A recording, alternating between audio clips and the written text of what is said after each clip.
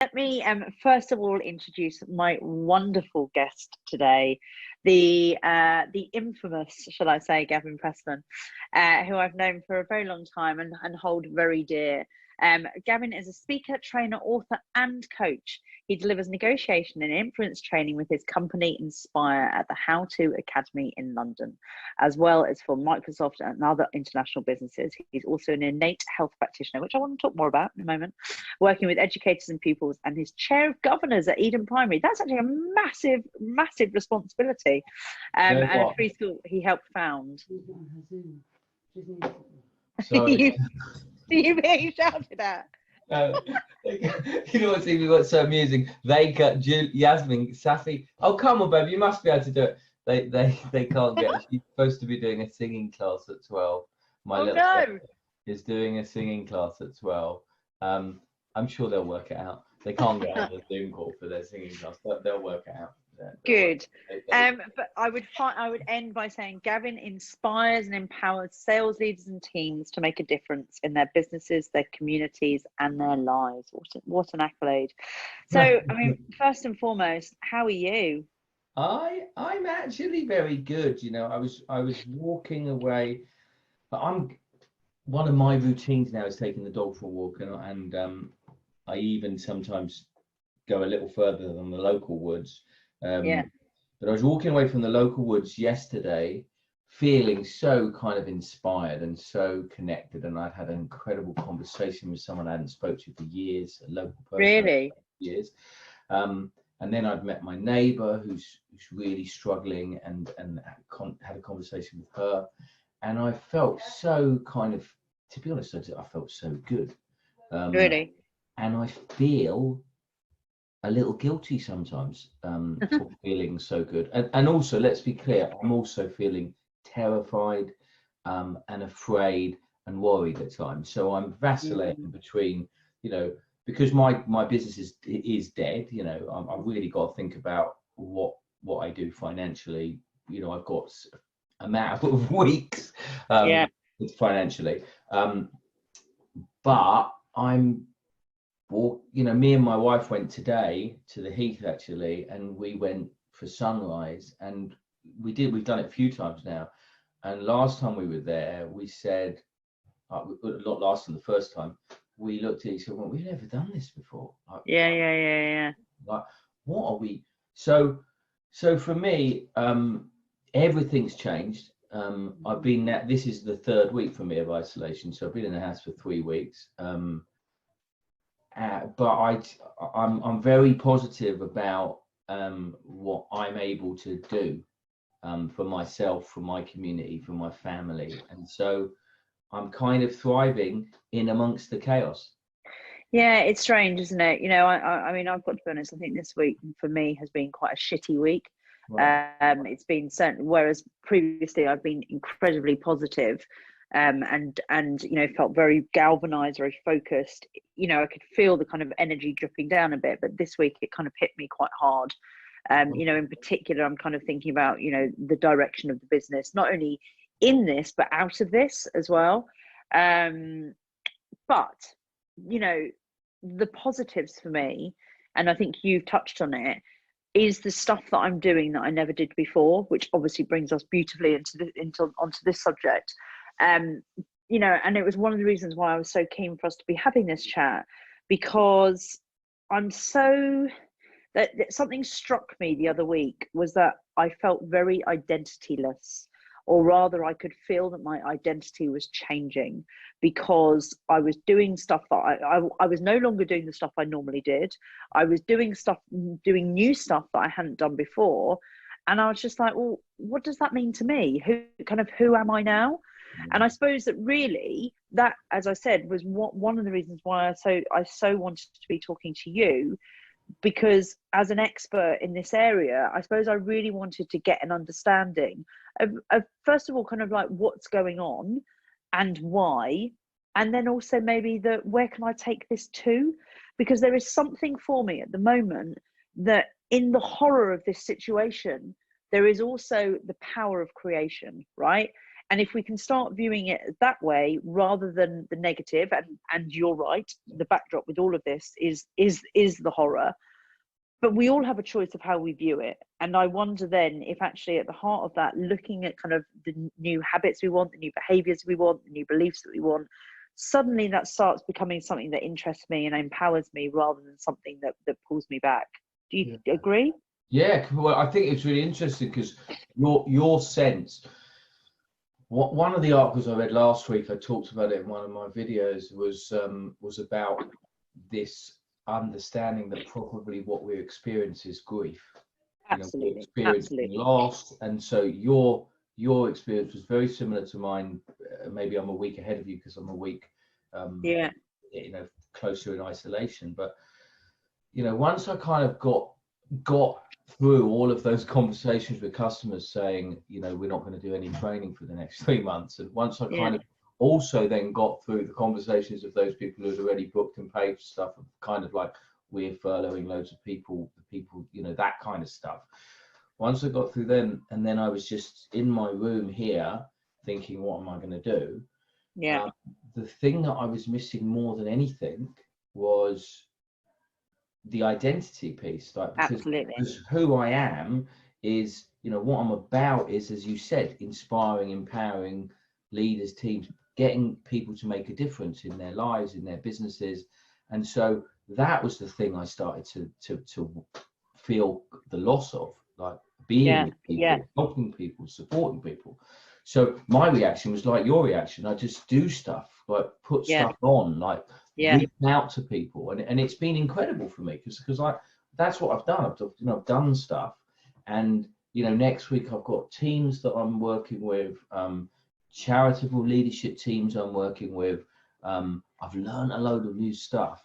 It comes out of the identity piece because I think that's what because habits, as we'll see when we really start talking about them, the root of them is identity. They're rooted in identity. And one of the challenges is that the outside markers, the results of our habits, also point towards our identity. So, so for me, for example, one of the things I've got all sorts of awful habits. Right? One of the habits that when I get stressed, kind of manifests is picking and biting my nails. Oh, right. Okay. And but that's an outward. The outward result is not having nice nails. But the inner value is, am I really looking after myself? Am I loving myself? And so in times of stress, I do something which is literally physically pulling myself apart, which is quite interesting. Kind of. Yeah, it really is. Well, look, I mean, I suppose then for me, and we're going to talk about outcome and we're going to talk about process. I know we are later, but I suppose for me then the hopeful outcome I have from this conversation is that we maybe get to a place where, and I've used this quote this week, where nothing is certain, anything is possible. And what I'd really like to use this quote, this conversation to really dig into is us really understanding at the heart of what we are possible of, if we look at our habits and our behaviors and where we can get them to. So to start the conversation properly, Gavin, in your expert opinion, what is a habit? And what's the difference between a habit and a behavior? And what are they based on? Is it genetics? Is it identity, like you talked about? What is it? How would you define it?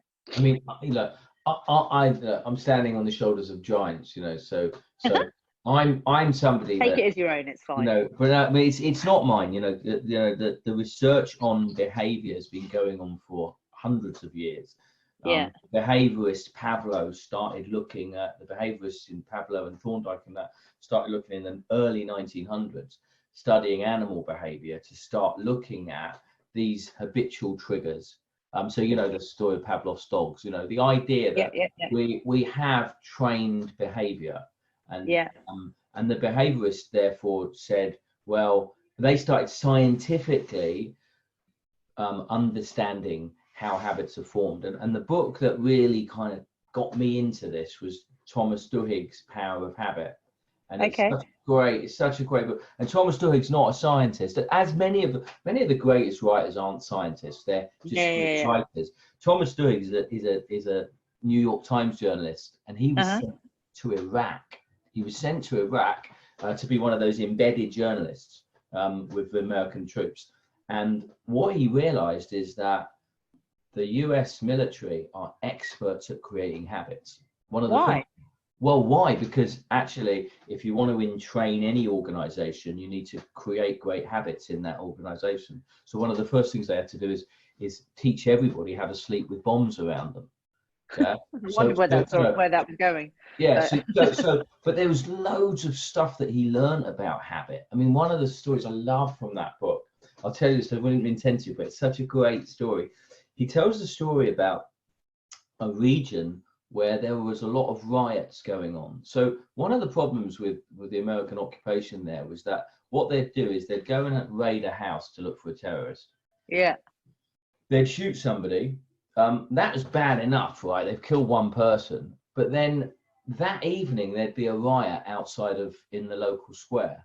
And when the new commander, who Thomas was Duhigg was kind of embedded with, when he took on this new region, he studied the patterns, the behaviors of the people, and what he discovered was quite interesting. And so what he asked all of the elders to do to avoid this riot situation is to move the food stalls out of the town square. So move all the food stalls, and so you can't do that. This is the town square is where people have food, so you've got to move them 2 kilometers. That's what they did. 3 months later, they hadn't had a riot. Now, why? Because he had studied the CCTV footage. What actually happened in the town square was this: they would kill somebody, the family would get very angry, and they'd go and they'd stand and they'd demonstrate outside the town, the administration. They'd get very upset. During the day, more people would join them. What's going on? Oh, my son was killed. Da, da, da. Yeah, because they were going there for the food. As they came for the food, everybody would be there around 6, 7 o'clock to get food. They'd all join. Soon one hothead would throw a stone at a soldier and suddenly there was a riot. We habitually get food at 6 o'clock. What actually happened once they moved the food stalls was people would come, everyone would have a chat with the family. You know, at the point where everyone needed to get food, some of the family would have to go home and get food. Oh, I see. Two people would be left there. Everybody else would go and get food, and there'd be no riots. And what Duhigg suggested is that if you understand the anatomy of a habit, if you understand all of this research, which, as I say, started with the behaviorists, but has gone on, and you understand that all habits have patterns. So what is a behavior? I would say a behavior is just a collection of habits.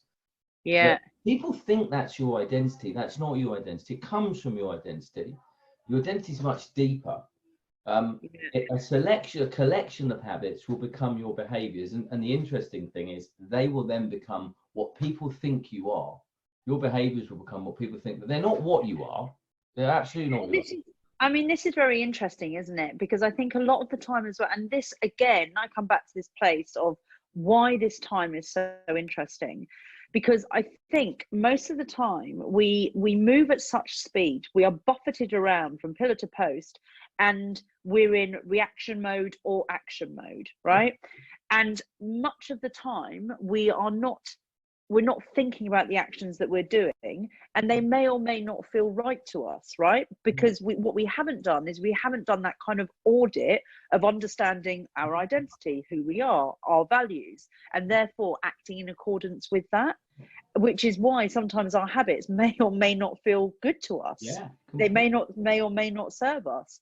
So I suppose the beauty of now in this period of slowing down, which quite frankly at the moment seems to be making a lot of people lose their shit, actually it's a wonderful opportunity for self-understanding to ensure that your actions and behaviors are in support of you, right? Yeah, completely. I mean, as you were speaking, like, it reminded me of, I haven't yet done it, but we decided this week that before we ask for loans, go to the bank, one of the first things we're going to do is sell our second car, sell the scooter that's been in my garage for 10 years that I've never touched, sell the other scooter on the drive, right? Yeah. Because what's happened is most of us have just, I've slept walked kind of into a situation where I've got 5 vehicles outside.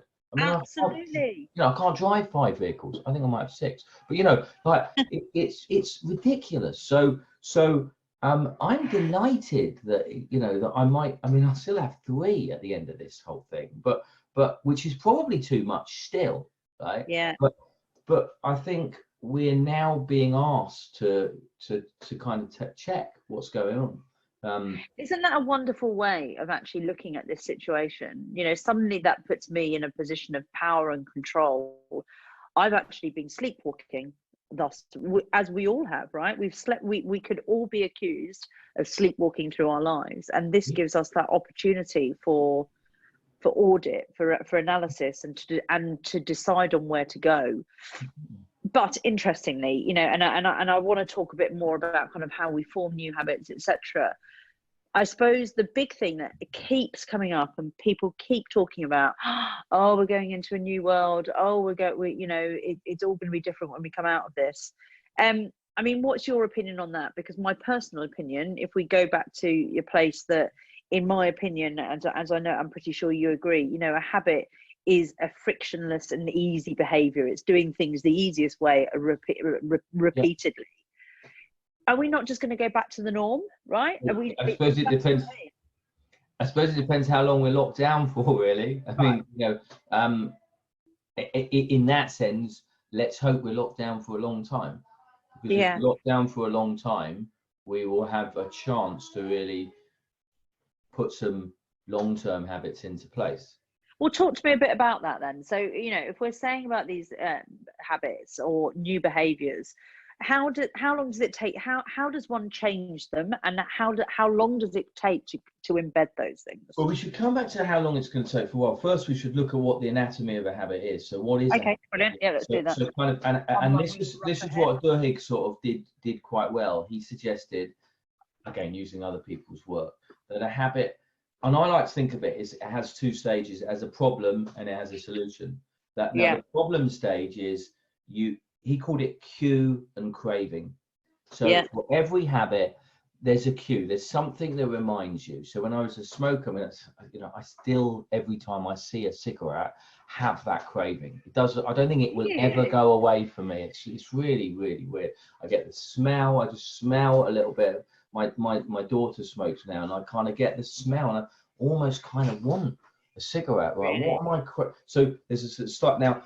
The thing about nicotine, which is highly, highly addictive, is that it creates a physiological craving. But the physiological craving only lasts about 2 or 3 days. It's the psychological craving that lasts longer. Can I just tell her to shut up? Dad? I mean, these things don't often happen. This really is the very essence of working remotely. I'm really reminded of that. Do you remember that newsreader when his child came into his office? I was slightly wishing that would happen. But actually, what's beautiful about that slight interruption, though, is something I wanted to say. Is there something before the cue? Is there something like, this is the problem that it's solving for me to get the cue for it? Or is that what you're saying the cue is? Well, it's a circle, because what we're craving is the reward. We're not actually craving the product. We're not craving nicotine. We're craving the reward. It's the vehicle to the answer, right? Yeah. The reward, and me and my wife were thinking about this when we were walking, the reward is always really the same. It's a relief from the craving. Yeah. And the relief from the craving is usually nothing more than feeling okay, like feeling settled, not feeling the pressure of the craving. So, and do you know what? That's why this period is so interesting, because it's sitting in discomfort for all of us. Yeah. And what you're saying here is that normally any kind of habit is to resolve a discomfort. Yeah, it's and we're all having to sit in discomfort now for elongated periods of time. Absolutely. Or in converse, it's looking for comfort.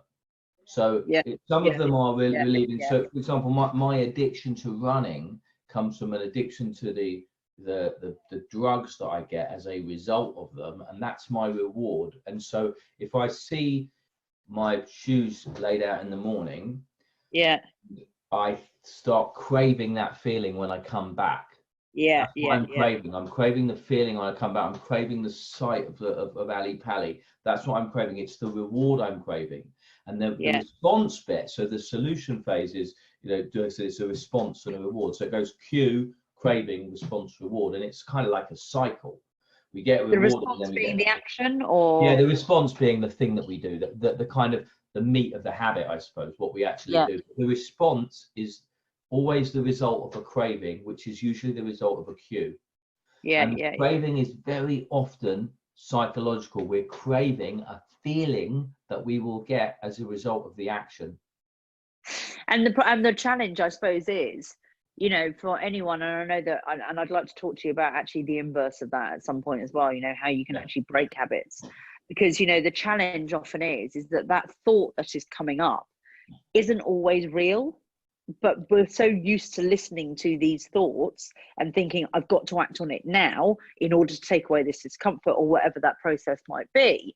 That's what then gets us continuing habits, potentially those that are negative ones, rather than it actually necessarily being a real thing. Because as you said, there often isn't actually a real need. It's a thought of the need, right?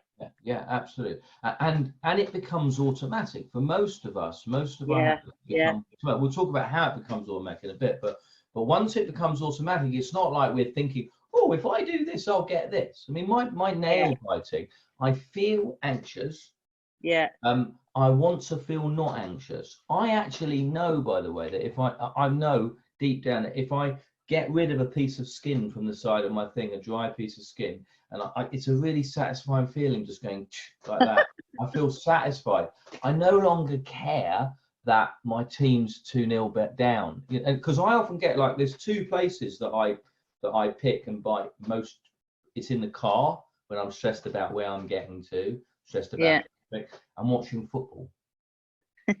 Interestingly, since I've been in here, I've also been feeling moments of anxiety. Really? So I've noticed, oh shit, suddenly my nails are suddenly not so good, and now I've got to think, well, what would be my new habits here? What will be new cues? So I've got a little picture that I created, which is pointing me towards the value, the identity that's positive around looking after my nails. Interesting. And there's some my wife wanted to put this in the drawer, so I was like, you're not allowed to put it in the drawer because having it visible enables me. It's just a little bit of hand cream, but instead of picking my nails, I can put a bit of hand cream on. That's the same cue, the same code. And by the way, I kind of get the same reward from rubbing hand cream in my hand. Right. That I get from picking a bit of skin off. It's the same thing. It's like I'm getting a slight bit, I get a sense of anxiety. Normally I'd go like that, or sometimes I'd go like that if I haven't got other cues that help me to get the same feeling, because the feeling is just, oh, it's okay. It's the comfort, isn't it? The reassurance. It feels okay. So that's really interesting. That's really interesting.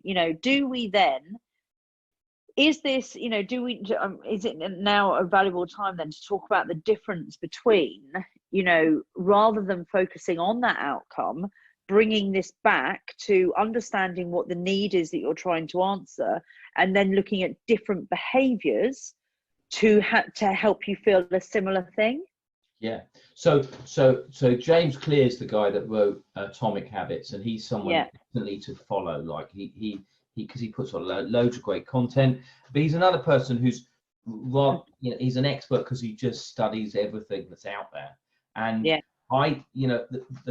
kind of the frustration a little bit with the power of habit is you want to ask the question, well, how do I create habits? And what James Clear's done is really make it absolutely clear. He's got 4 laws of habit change. And what are they? And the laws are just really simple. It's like, firstly, if you want to create a good habit, make it obvious. So make it obvious that what you want to do, like, so a picture, for example. 2, make it attractive. So make the new behavior, the new habit attractive to you. 3, make it easy. So I talk about putting my running shoes out. So if I've got all my stuff out on the banister there before I go to bed, it almost doubles the chance of me getting through that. Shall I run, or shall I just go and have a little lie down and maybe I'll meditate instead of fall asleep on the bed? So make it obvious, make it attractive, make it easy, and make it satisfying. So give so then you have that feeling of reward afterwards, right? That you've done. And sometimes it literally means get a reward. I mean, this is, you know, so there's research that suggests, and it seems counterintuitive, but giving people a piece of chocolate when they complete their run increases the likelihood of people taking a run. Really? Absolutely. It's obviously counterintuitive because, you know, it's not good for you to eat chocolate. But the point is that if you start giving yourself small rewards as you complete micro habits, then you'll find very quickly you're much more likely to do them. I mean, we know this with our kids, but anyone who's got kids, then you understand that a reward is a good strategy to start creating habits. So with this in mind, then, can we use the inverse of that to break habits? Absolutely. He says that the inverse laws are, if you want to, from making it obvious, make it invisible. So a great example of that is, you know, when we realized a few months ago that I'd gone past the point that I like to be weight wise, you know, you can't start thinking about, okay, well, why has this happened? Well, there's lots of snacks downstairs. We just put the snacks in the garage, right? It's not that difficult to go to the garage. But the point is that if it's invisible, so rather than obvious, the trainers outside are obvious, the snacks are not there, they're kind of invisible, and it's unattractive to go outside. Because my issue with eating is after 10 o'clock. So I generally eat quite well in the day, but I find that, you know, if I've fallen asleep in front of the telly or something, or I've been working late, then that after, and you know, they call this the theory of ego depletion. We kind of run out of will by the end of the day. Of course. Well, we're more like mobile phone batteries than we realise. Exactly. It's true, right? Yeah. That's really interesting, actually, because do you know what? It's really funny you say that, because that exact same challenge that you face about the eating late at night. There's a coach that I'm absolutely obsessed with, who all my team will know, because I don't stop banging on about him. He's a guy called Paul Mort. I don't know if you've heard of him. No. Oh, you must check him out. He's all over social media, has written a couple of books as well. His company is called Unstoppable Bastards. And he's just, as the name would suggest, he's incredibly frank. He's a guy from Sunderland. I mean, believe you me, if you think I've got a potty mouth, and that man is off the chart.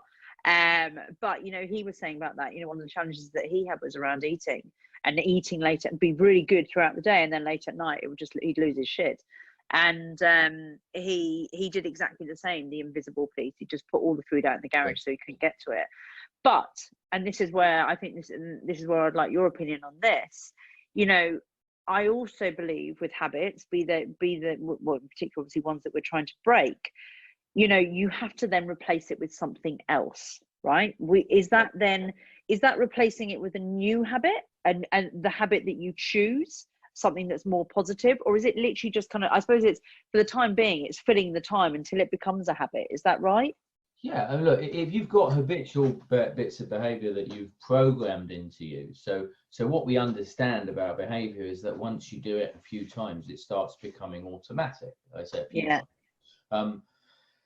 So in that case, the easiest way to replace a bad habit is to have a good habit instead at the same time. So instead of going to the fridge and eating some of the chocolate from up there, you go to the fridge and fill a glass of water and drink a glass of water. So at a very basic level, we also already have so many habits programmed into our day. So James Clear calls this habit stacking, and it's such a brilliant idea. It's like, if you want to get a new habit, think about a habit that is already absolutely ingrained in your behavior. So my habit is, if I've finished a piece of work here, right, in my office tonight, I will get up, I'll feel a sense of relief, I'll go downstairs and I'll go into the kitchen, right? Yeah.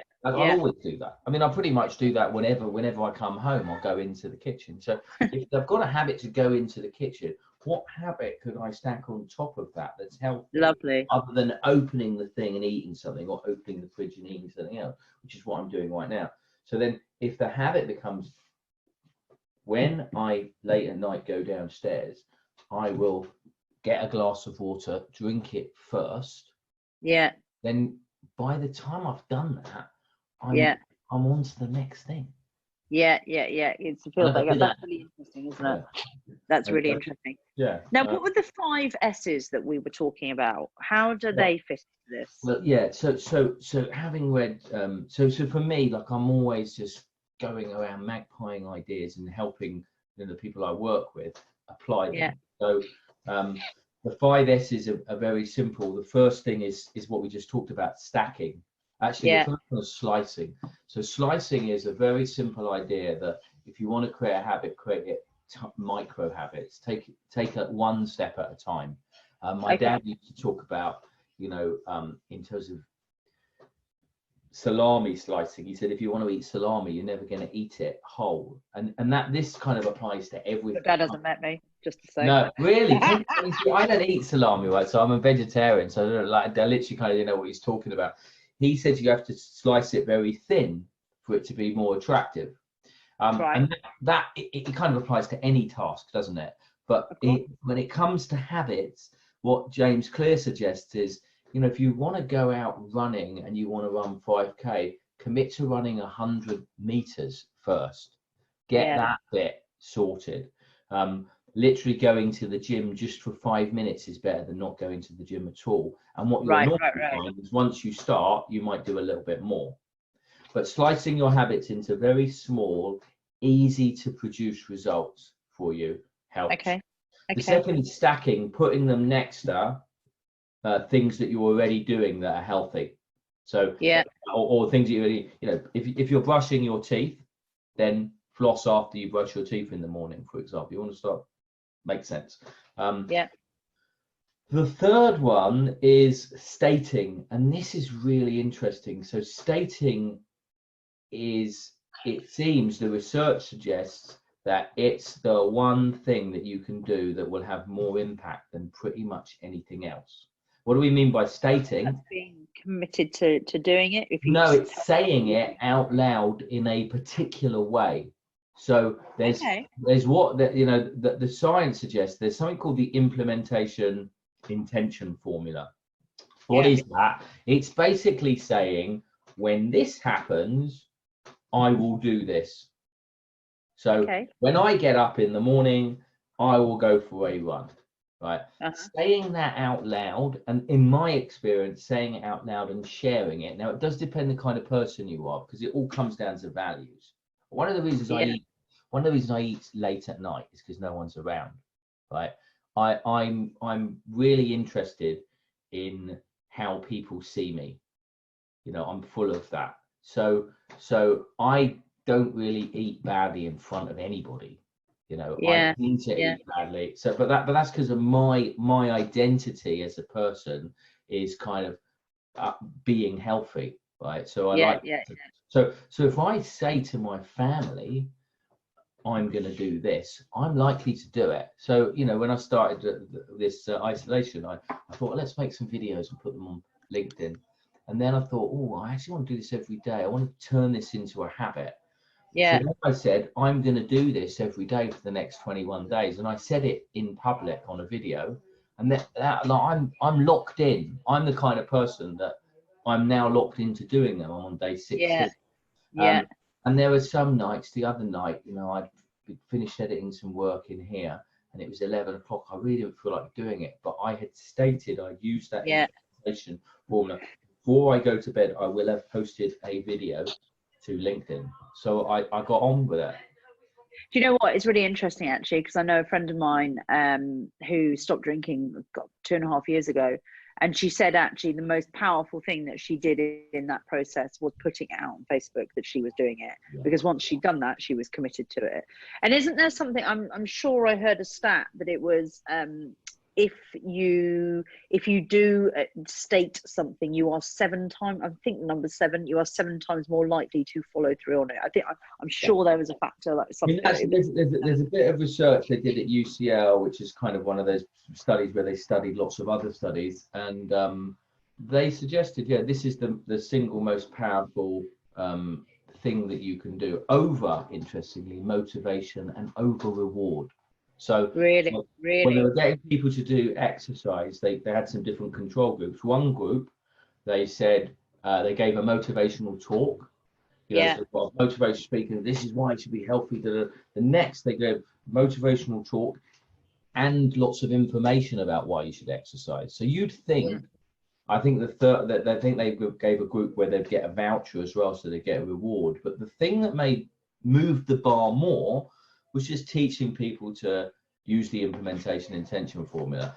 When this happens, I will do this at this time in this place.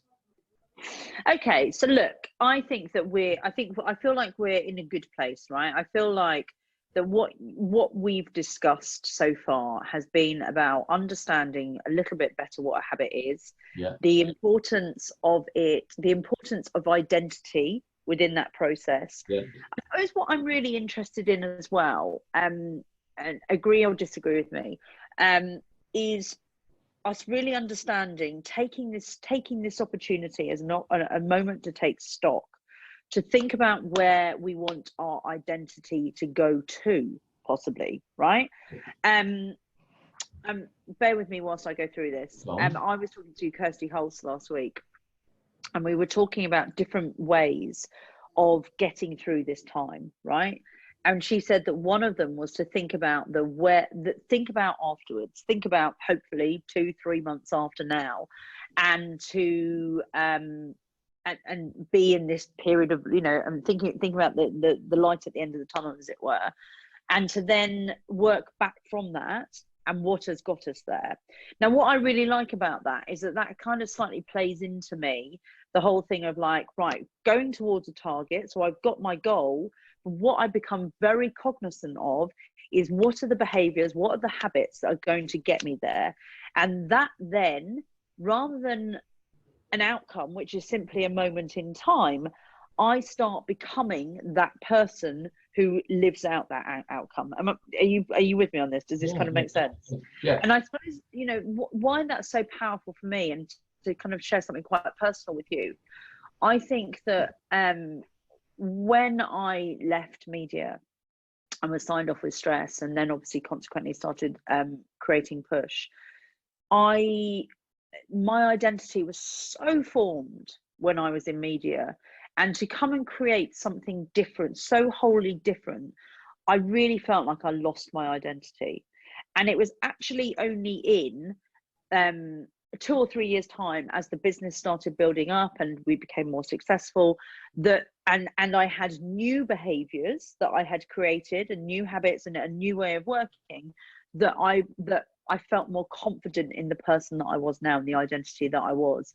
But I think that that's also because I wasn't particularly aware of kind of who I wanted to be. And I suppose what I'm saying, and in a somewhat roundabout fashion, how can we help people understand the power of the process of creating these new habits, and actually that can help you develop the identity maybe you want to go towards, if that kind of makes sense? Yeah, it's interesting. Look, I love, by the way, that what we call it future pacing, this idea of taking a picture, whether it's an individual goal or whether it's an identity that you want to encompass. And then visualizing it, and then being able to look back and look at what the steps are that you took. It's a process. And I think it's the kind of the kind of positive thing that could help us all get through this, right? Absolutely. That said, and I would encourage people to do that, to paint a positive picture of where they're going and look back, and but I would also encourage us to realize that now we're already okay, right? That actually one of our issues is, as a people, certainly as an industry, that we're constantly focused on the future. right? And Yeah, the future is creating, the only thing that creates stress is the future. Stress is not created in the now. It can only be created from two places: thinking about the past or thinking about the future. So one of the things now, and I love this, this story we have in our tradition, that when we're born, when we're in our mother's womb, we are full of all of the knowledge and we have the infinite knowledge. We have all the knowledge that anyone could ever have. And then as we're coming through our mother's womb, an angel comes down and touches us just here, and sucks it all out. And then it's our job on this planet to kind of relearn it. And it points to the idea that we already have our identity. We already have our values. And I would suggest that now's the time to look what they are.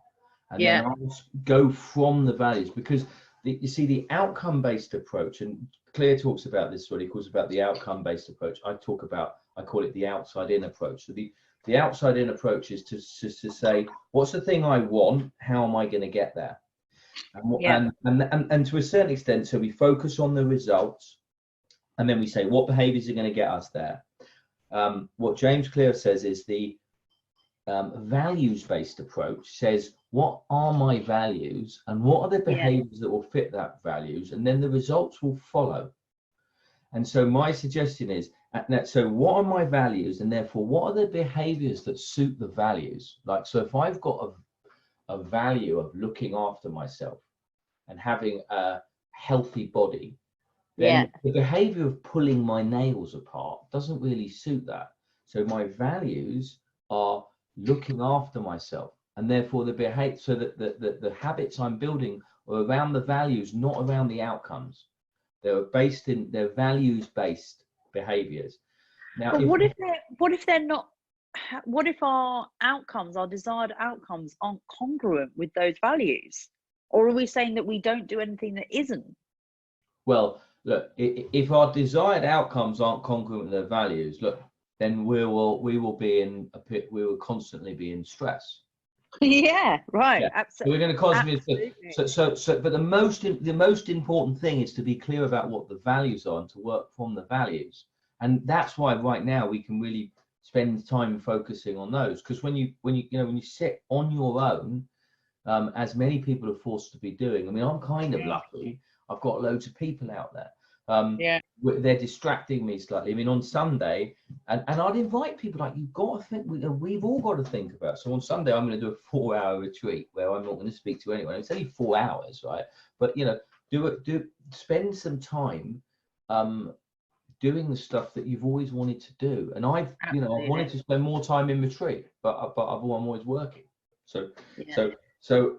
But when we look at what our values are, what our kind of beliefs are, our behaviors should follow that.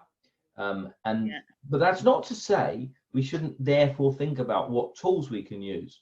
So we should use the tools of slicing, stating, situating. We can talk about situating. So situating is just the idea of put the thing in the place, put signs up. So bear in mind, kind of behavioral science suggests that we will be nudged towards certain behaviors. So put the running gear out in the hall, put a sign up somewhere, put a picture. Like, so when I was trying to drink more water, I just put a picture of me. Actually, it wasn't even me drinking water, but me drinking on the fridge. And it just reminded me when I was going into the fridge, don't eat, drink. It's signage. It's like signage. The final one points towards how we really form habits, and that's celebrating. Now, most people know that's not an S, but it is the fifth S. So celebrating is, and this is what we can really kind of do now. What we could do now is think, how can we celebrate the stages of forming new habits? So if I want to exercise more, right? If my outcome is a healthier body, right? Look at my values and then say, and again, the science suggests that it's more likely 66 days that you'll actually get to the point where the behavior is automatic. Oh, really? Okay. How's that broken down? So yeah, so it's not, obviously it's not an exact science. It's not really how many days, it's how many times you do the. So James Clear talks about it's actually a question of frequency rather than number of days. But basically, it's broken down. I see it as 3 stages. Yeah. It takes you about 21 days, 22 days to destroy an old habit. Yeah. It takes another 22 days to implement your new habit, and it takes another 22 days to integrate that into your life. So And to make the it easy. automaticity point, the point where you will do it without thinking, is about 66 days, which kind of makes sense. It's about 2 months. If you think about it in your own life, whatever you've done for about 2 months probably starts to become natural. You don't have to think about it anymore. Yeah. Well, that's interesting, isn't it? Because that's you know, it's funny, the first week or two of obviously all of this happening, you know, it was very novelty-esque. But now I think it's starting to kick in, the kind of the day-to-day reality of it, and that's why we're all feeling a bit exhausted, energyless, because we're having to do new things, and that's hard, right? And then you know, 3 or 4 weeks in, it does become more our norm. Look, I'm super conscious of time, and I wanted to see whether or not anyone else wanted to ask any questions. You know, what's really so if anyone has got any, please do pop them into the chat. But I suppose really, you know, what's really coming up for me from this conversation is, now actually is a beautiful time for reflection and to actually understand, you know, our values, right? Who we are, and actually, what do I want? This question for me, you know, is such a powerful question. What do I want life to be like? Now, there's so much obviously at the moment that we can't control, but the stuff that we can control is us, right? Is the stuff that we're doing and our perception of things. So what new habits could we have that would support that? You know, so for me, for example, the new habit that I am forming is every morning I'm taking the dog on a long walk, and then I'm doing exercise afterwards. And in this world, this structureless, challenging world, I have 2 pieces of accomplishment every morning, right? And that, you know, that is something that I intend to keep going with, you know, because for me, you know, ambition is very much one of my core values. And if I can feel that I am being successful in one area when everything else is somewhat chaotic, I get that hit, right? I get that hit that I have been successful. So okay, brilliant. So it's comes down to value.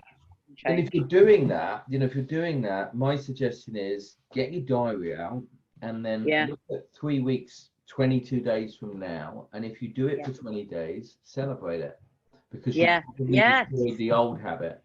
Then put another 22 days, another marker, when you're likely to have implemented the new habit, and then put another one at 66 days, and reward yourself along the way. Give yourself maybe smaller rewards at the beginning, give yourself a big reward for doing something for 66 days, because it's likely that then it will become a natural habit. Amazing. Thank you. Do we have any questions from anyone else coming in? Mr. Stokes, do you have any? Alana, Julia, any questions from anyone? Give it a few minutes. But no, that's very interesting. And here we go. What we got from Richard. Love the line around creating a new habit, given the crisis we're in. Is there anything around the context of new habits, i.e. the world we're in?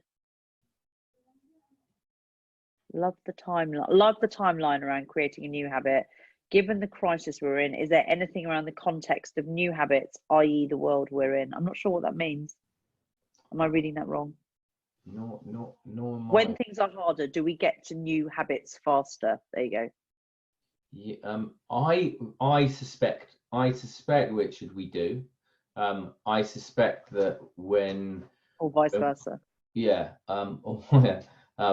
Or do we get to bad habits quicker? Yeah, I mean, it seems that when we have a huge amount of pressure on us, so most of us have experienced where we're under pressure. It might be a pitch, it might be some kind of a business challenge. We kind of thrive. We stay up late, we come up with great ideas, we get on with stuff. So it does seem, when there's a lot of stress around us, it often brings out the best in us. Yeah. Here's the challenge though. We only have a limited amount of us to go around.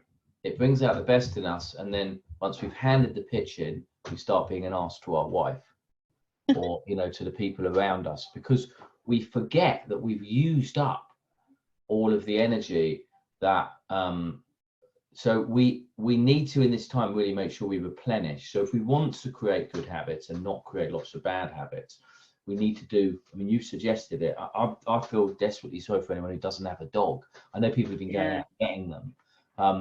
So that, but no, and I don't mean that. What I mean is get out and replenish yourself, because actually the source of good habits is a strong link to your own identity, and your own identity is not you.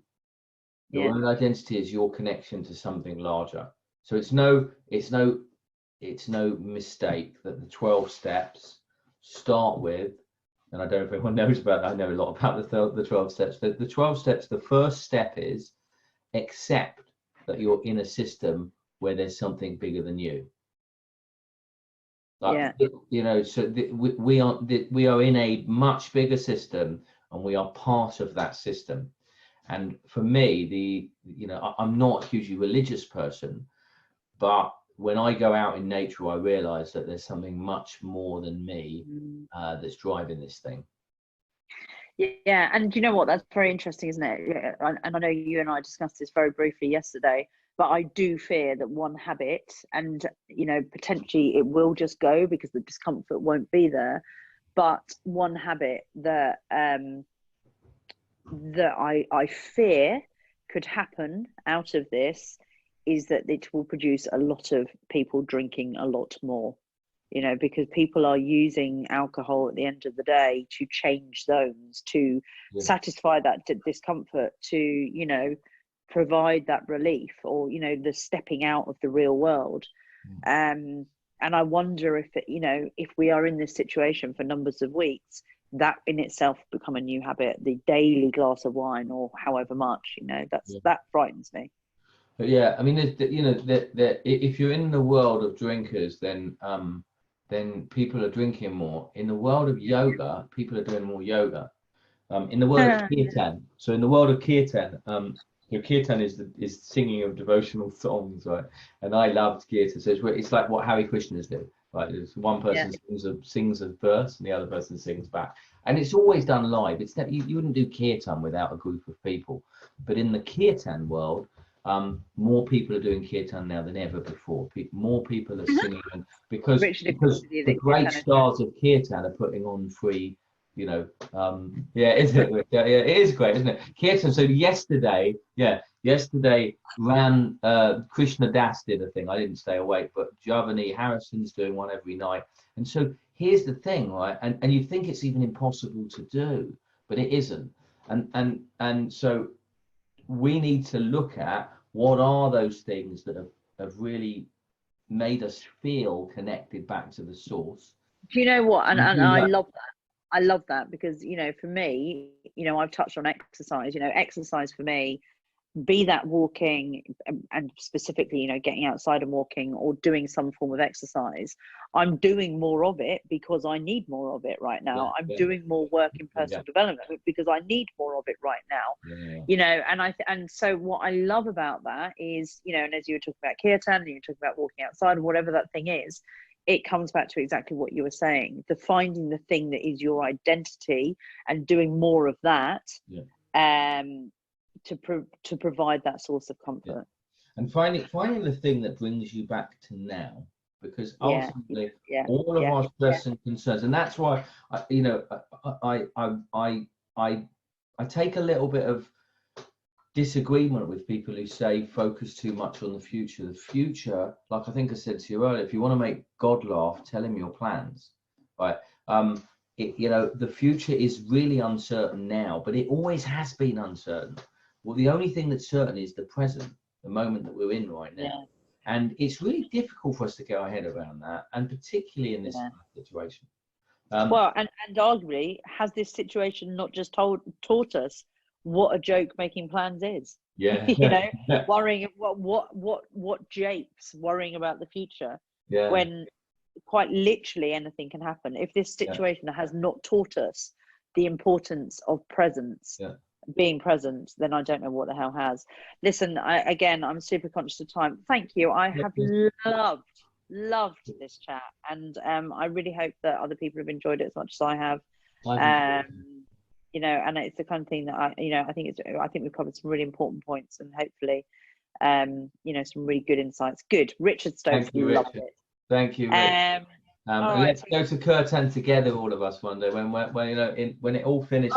Do more of those things that we love together. Could we end with Kirtan? Could we end with it now? I'm joking. I'm absolutely joking. Although I was oh look, there's loads of it over in Ibiza apparently. Apparently I was in the chorus in school productions for Oklahoma. So, you know, you would love I'm your gal. I'm going to take you to Kirtan when the thing finishes. Right, well, listen, thank you so much, you wonder, and I will speak to you really, really soon. All the best. Cheerio. Goodbye. Bye all. Bye.